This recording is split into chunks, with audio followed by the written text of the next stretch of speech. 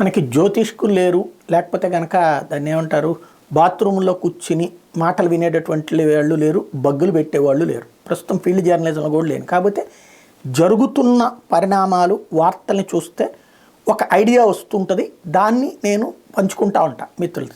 అలా కొంతమంది కొన్ని ఫీడ్బ్యాక్లు వస్తుంటాయి మనకి. ఇంతకుముందు మనం ఫీల్డ్లో సుదీర్ఘంగా 30 ఏళ్ళ నుంచి పనిచేసాం కాబట్టి ఉండేటువంటి కాంటాక్ట్స్ వలన, నాయకులతో ఉండే కాంటాక్ట్స్ కావచ్చు, కొంతమంది సీనియర్ జర్నలిస్టులతో ఉండే కాంటాక్ట్స్ వల్ల కొన్ని ఫీడ్బ్యాక్స్ వస్తుంటాయి.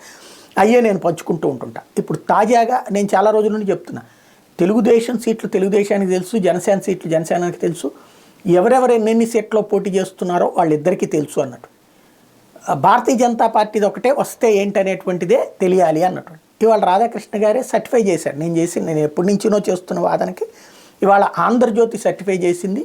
తెలుగుదేశంకి జనసేనకి ఏమేమి సీట్లో తెలుసు, భారతీయ జనతా పార్టీకి కూడా తెలుసు, భారతీయ జనతా పార్టీకి ఏమి ఇవ్వాలో కూడా తెలుసు అన్నటువంటి విషయాన్ని వార్తగా రాసింది. తద్వారా పొత్తులకు సంబంధించి ఇప్పుడే చెప్పరు వీళ్ళు. ఎందుకంటే ఇప్పుడు ఓ పక్కనేమో జగనేమో బీసీ మంత్రం వేసి తెలుగుదేశపు కుబుసాల మీద కొడుతున్నాడు.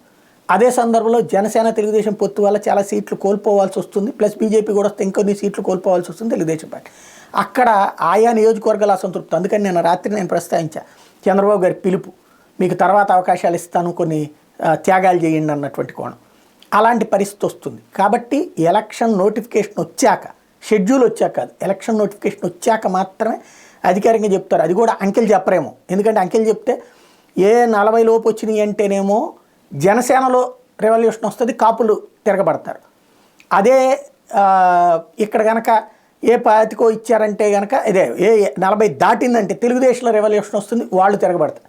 కాబట్టి అంకెంతో బయటికి చెప్పకుండా సైలెంట్గా అభ్యర్థులందరూ అవసరమైతే జనసేన తరపున 70 చోట్ల 80% నామినేషన్లు వేయించి, తెలుగుదేశం తరపున 150% 160% నామినేషన్లు వేయించి, ఆ తర్వాత సర్దుబాట్ల పేరుతో కాలక్షేపం చేస్తూ ఎన్ని సీట్లు అనేది అధికారికంగా చెప్పకుండా తద్వారా రాబోయే అసంతృప్తిని చల్లార్చాలన్నటువంటి ఎత్తుగడ కనబడుతుంది నాకైతే వీళ్ళ ట్రెండ్ చూస్తుంటే. లేదు ధైర్యంగా చెప్తే హ్యాట్స్ ఆఫ్ చెప్పచ్చు.